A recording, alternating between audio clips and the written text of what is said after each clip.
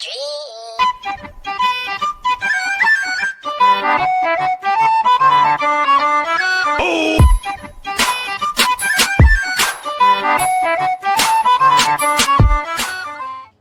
semuanya, di kesempatan kali ini saya akan menjelaskan tentang proposal perencanaan bisnis.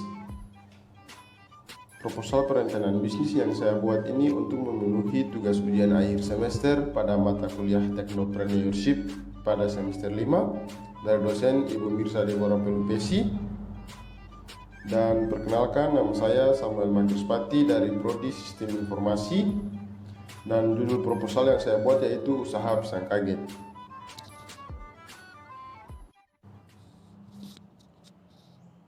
Ya, langsung saja. Yang pertama ada latar belakang. Perencanaan usaha yang akan saya rintis adalah usaha di bidang kuliner, karena peluang usaha yang terdapat dalam bisnis ini cukup tinggi, sehingga bisa menjadi peluang untuk sebuah mata pencarian baru. Produk yang saya buat adalah pisang kaget. Di era yang semakin modern ini, kita tidak hanya dihadapkan dengan berbagai kuliner tradisional lagi, tetapi kita sudah dihadapkan pada jenis makanan yang telah dimodifikasi sedemikian rupa sehingga sesuai dengan permintaan pasar yang semakin meningkat. Maka itu saya mencoba untuk membuka usaha di bidang tersebut untuk mengembangkan usaha kuliner yang sudah begitu banyak di Indonesia.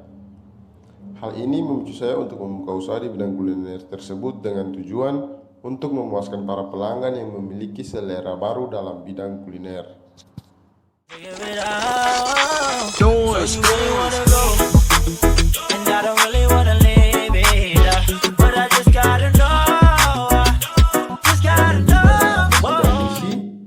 Visi yang pertama adalah: 1. Membuat usaha di bidang kuliner dan dikenal oleh berbagai kalangan masyarakat dan memiliki produk dengan kualitas yang baik. 2. Membuat pisang kaget yang lezat dan nikmat saat disantap pelanggan. 3. Menjadikan pisang kaget sebagai salah satu kuliner yang harus dilestarikan. 4. Membuat pisang kaget yang berkualitas dan dapat bersaing di pasar kuliner. 5. Menjual pisang kaget dengan harga yang terjangkau agar dapat dinikmati di berbagai kalangan masyarakat. Yang berikut misi. Yang pertama, memperlakukan pelanggan seperti raja dan senantiasa memberikan pelayanan yang memuaskan. Yang kedua, mencantumkan komposisi atau bahan baku produk yang jujur dan jelas pada kemasan. 3. Melayani dalam waktu yang cepat agar pelanggan tidak lama menunggu. 4. Memudahkan pelanggan dalam memilih produk dengan cara mencantumkan harga dan berbagai rasa dengan jelas pada kemasan.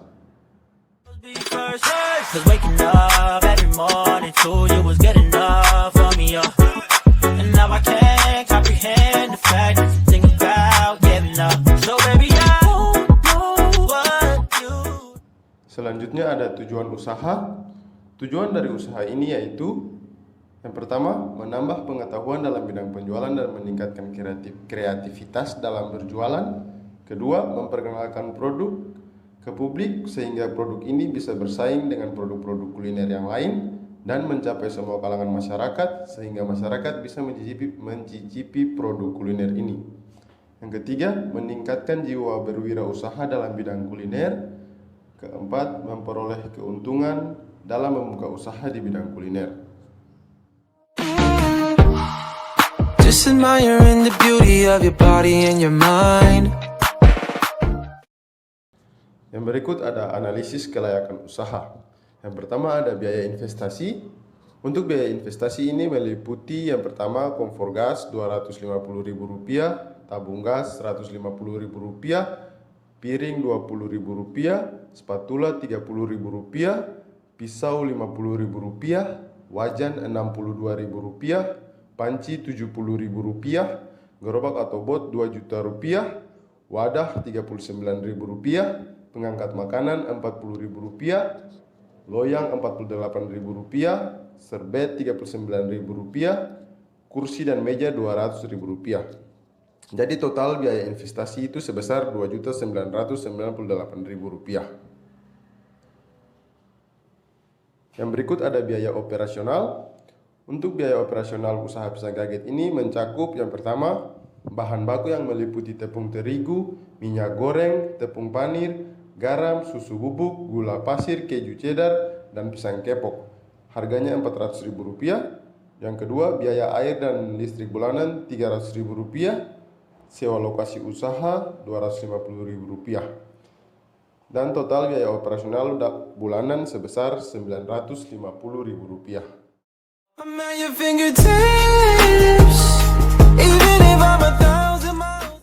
Selanjutnya ada kelebihan dan kekurangan usaha.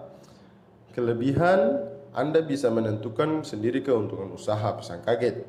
Biasanya, penghasilan yang Anda dapatkan per hari, keuntungan harian didapatkan dari beberapa banyak pisang kaget yang berhasil terjual pada hari itu.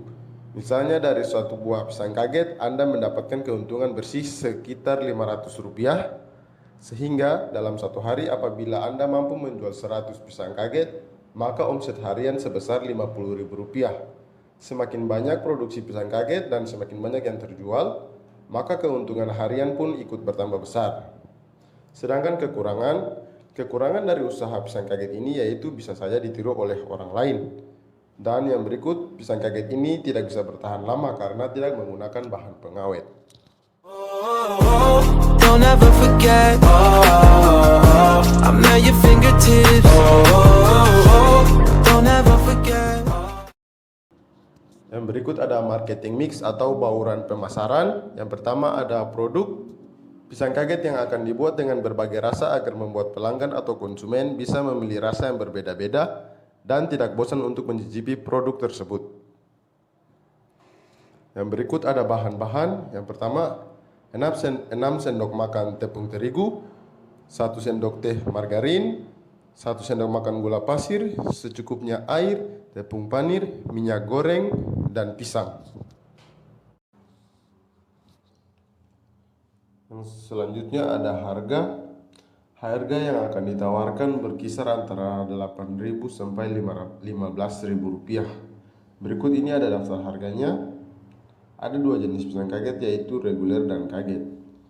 Perbedaan dari antara kedua menu ini yaitu yang reguler tidak memiliki porsi yang sama dengan yang kaget, tapi memiliki menu yang sama. Jadi pisang reguler original berharga Rp8.000, pisang reguler coklat berharga Rp9.000, pisang reguler Oreo berharga Rp10.000, pisang reguler coklat Oreo berharga Rp11.000. Sedangkan pisang kaget original berharga Rp9.000, pisang kaget coklat Rp11.000, pisang kaget Oreo Rp13.000, pisang kaget coklat Oreo Rp15.000. Yang selanjutnya promosi. Dalam mempromosikan produk ini yaitu menyebarkan selembaran dan banner yang akan dipasang di tempat-tempat yang strategis atau yang sering dilihat banyak orang agar konsumen atau pelanggan dapat mengetahui produk secara langsung. Yang berikut tempat. Agar pelanggan nyaman untuk membeli produk ini, maka harus mencari tempat yang strategis dan dapat dijangkau oleh pelanggan. Tempat yang rapi dan bersih juga harus diutamakan dalam membuka bisnis ini.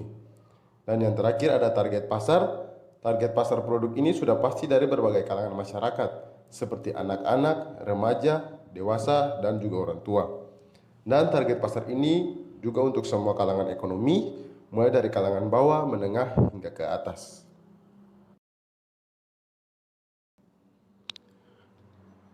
Oke, terima kasih. Mungkin itu saja dari saya. Apabila ada kesalahan dalam penulisan ataupun kata yang saya ucap dalam menjelaskan proposal ini, mohon dimaafkan. Dan kritik dan saran yang diberikan akan diterima demi menyempurnakan proposal ini. Terima kasih. That's why my heart beat like do do do do.